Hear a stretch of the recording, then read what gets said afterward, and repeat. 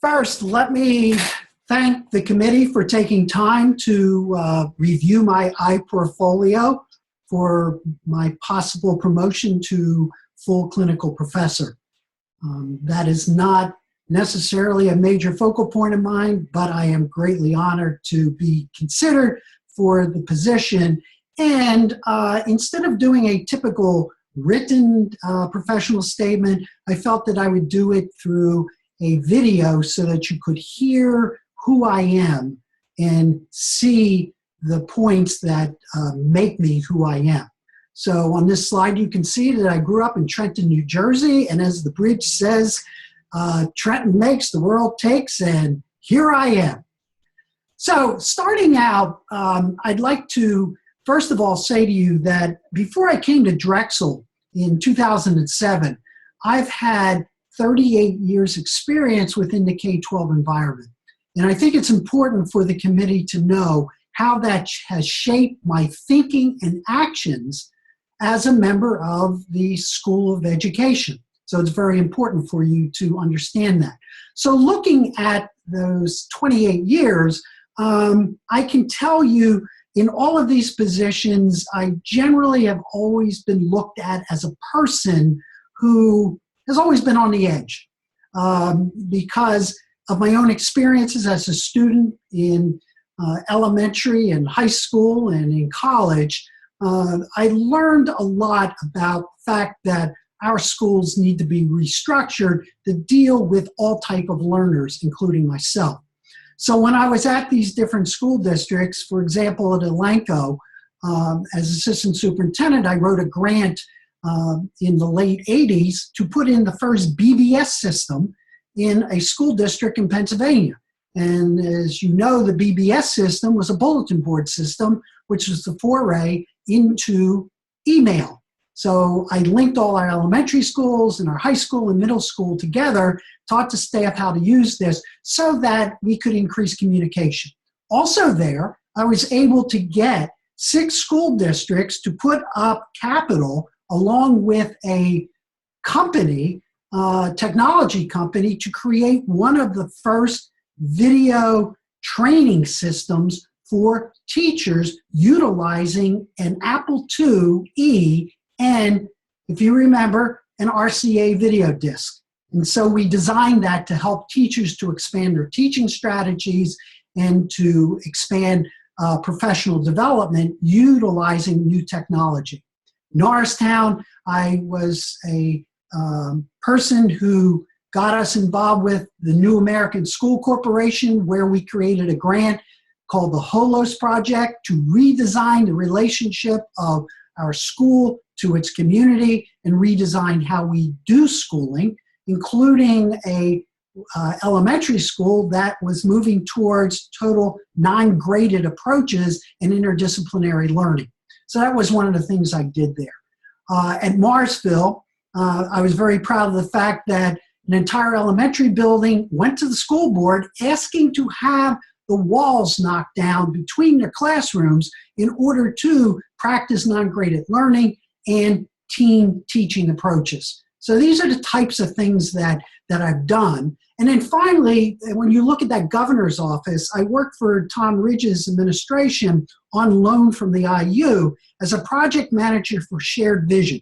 And that's where I learned about how you bring communities and schools and businesses together to begin to develop a shared sense of the future. And back then, it was to build the Pennsylvania Educational Network, where we would then start to learn how to utilize this thing called the internet to enhance teaching and learning and community interaction. So this is sort of the overview of who I am and what I have brought to the School of Education back in 2007.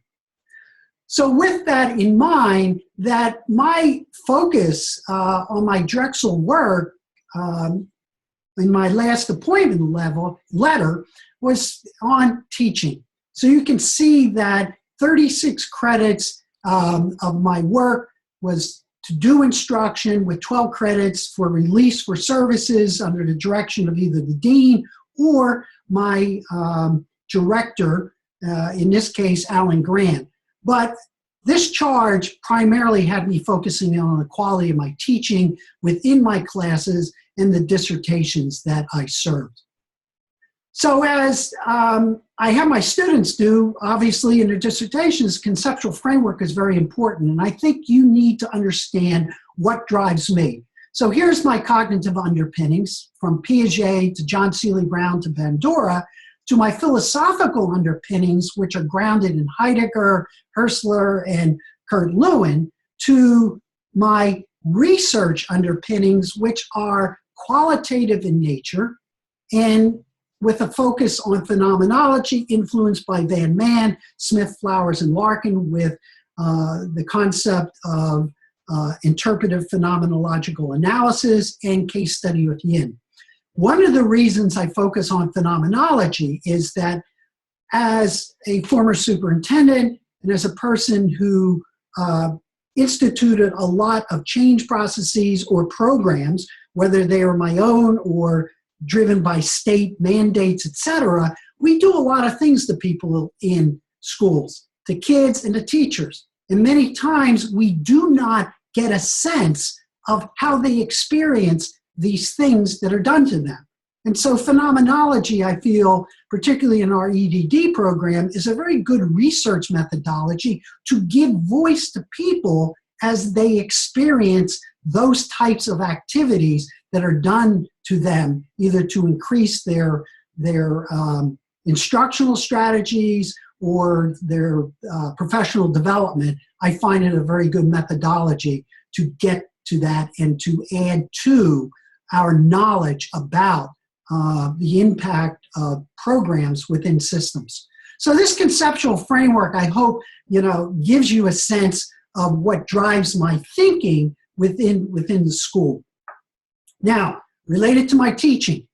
So when you look at my teaching load over the past several years, it has primarily been focused in our EDD program, and that my leadership teaching is in these particular courses, of which myself and Ed Vero designed many of them. But I continually redesign them. I continually add to them. So for example, 845, which used to be ORD 625, a LeBeau course, along with Ed, we redesigned that entire program, moved it from where it was in LeBeau to this concept of transformative leadership, because the underpinning component of that course is Theory U. In 801, I'm constantly updating the material there because of new information about the future, new information about technology, new information about all of economic issues that impact how we might want to design our schools. So I'm constantly doing that. So in all of these courses, they're not static. I'm looking for new ways of presenting information because most of them now are online. And then finally, I do teach the basic research courses with 803, 810, and 630, or 836, the quantitative one. And I've also had input into 837, which is the second course in qualitative research. But to me, the need, and if you look at all those pictures, you see me having my students working in teams, working collaboratively together, because that is the direction that we need to go. And for them to become leaders that promote that, they need to experience themselves. So this is my sense of what I'm doing presently and what I will continue to do in my teaching for Drexel. Now, dissertation work.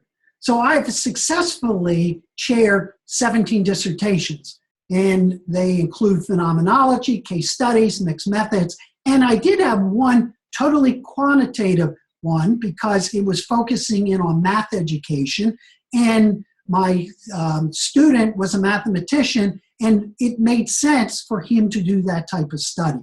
So these are the dissertations that I have successfully chaired up to this year. And now for 2016 and 17, I am supervising professor for 11 additional dissertations, and I do serve on 5 committees. So taking my teaching and my caseload with dissertations, I am highly focused on that area as a faculty member in the School of Education. And I am totally committed to making sure that my students work in learning spaces that nurture the development of their leadership skills in order to become transformational leaders when they leave our program, because to me, that's what sells the program. So the stronger I am as a learning facilitator, and the more I engage students and get them engaged, I believe that's better for our overall program, and it markets itself. So that's the overview of what I've been teaching in my dissertations. Now, this section, which I will call service, creativity, and etc., really gives you an overview of what I'm actively involved in, what are some of the things I've done in the past that I still think are important for going forward in the future. So the first one you can see, Are You Leading for the Future, which was a collaborative effort between myself, Ed Bureau, and Bruce Levine in putting together a series of workshops based on Theory U at the DC office. And that these workshops are focused on government agencies, they're focused on NGOs and school districts in those areas. And what is unique about them is that they're not geared towards a degree or something of that nature, but they are our first foray into creating workshops that you are certificated in. So we feel that this is very important. We hope that we will continue to grow. And as it does, even though it's starting in DC, we would like to explore the possibility of doing this in the Philadelphia area. So that is very active right now. It looks like we're finally going to get these off the ground by the end of February or the beginning of March. My second area that I'm now becoming actively involved in is CPED.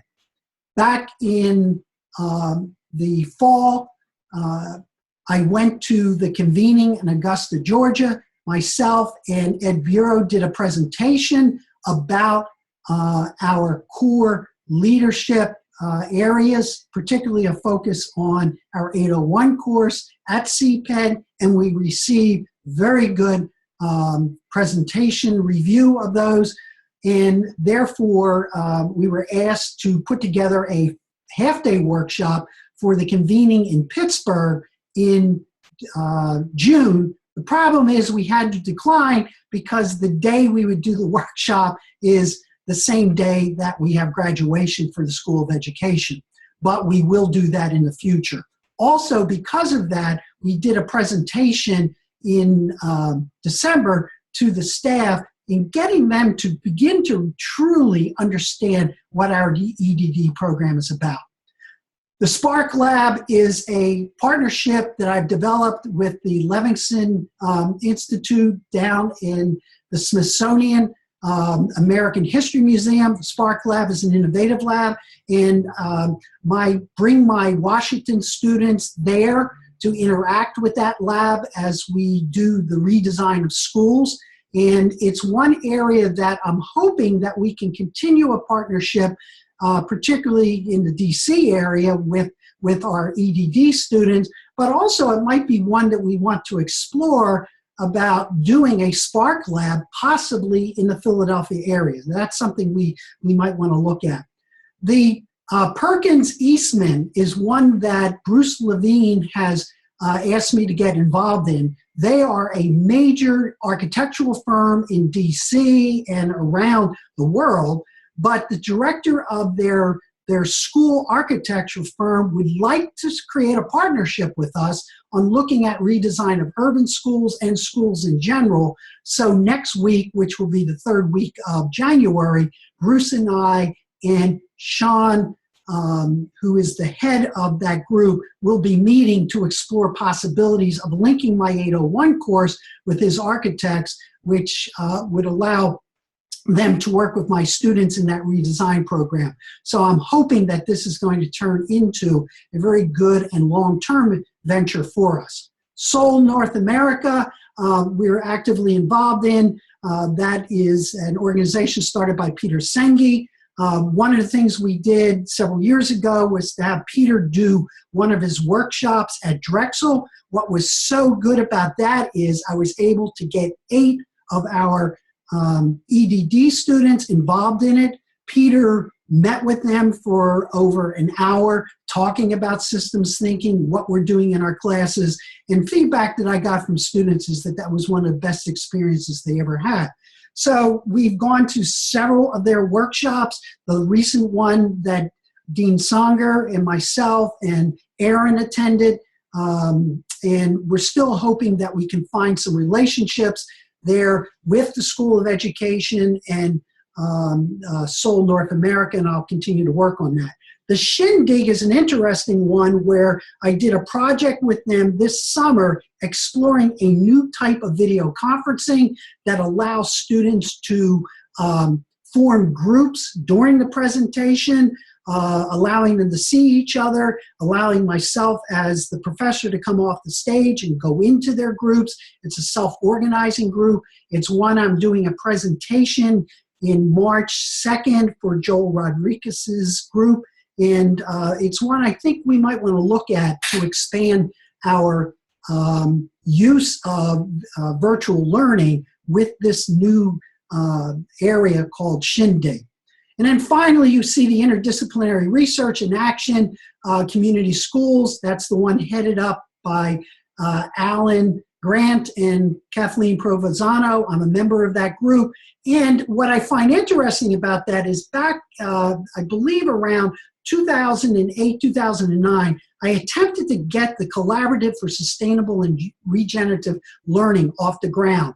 And I'm hoping that what I put together there, and I also have a copy of one of the initial proposals in my documents in my iPortfolio for you to look at, that we can tie into their research. Because this idea of community schools, of rethinking designs of schools, of bringing community services into schools, I think is very important, whether it's in an urban environment or a rural environment. So that's something I'm going to be actively involved in.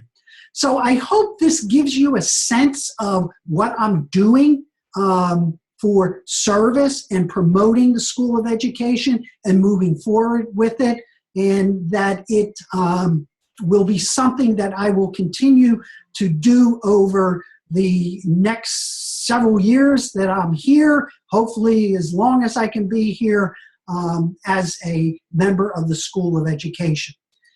And then finally, the book, the ebook. We did have a release time a year ago to put this book together, but we ran into a lot of complications of getting the technology up and running, etc. But finally, it's on its way. So I have for you in my portfolio the ability to get into parts of the book now so that you can begin to see what we're going after. This book will be free to the world. We want it to be free because we feel the content of it is extremely important. It integrates many of the things that we're teaching in our leadership courses, and we believe that will be very valuable to organizations, whether they're school organizations or businesses organizations. So this is sort of my ending to my professional presentation. I hope that this gives this committee a good sense of who I am as you look at all of the other material that I have in my iPortfolio. And at any time, if you have questions about it, feel free to contact me. So with that, again, I thank the committee for looking at my material.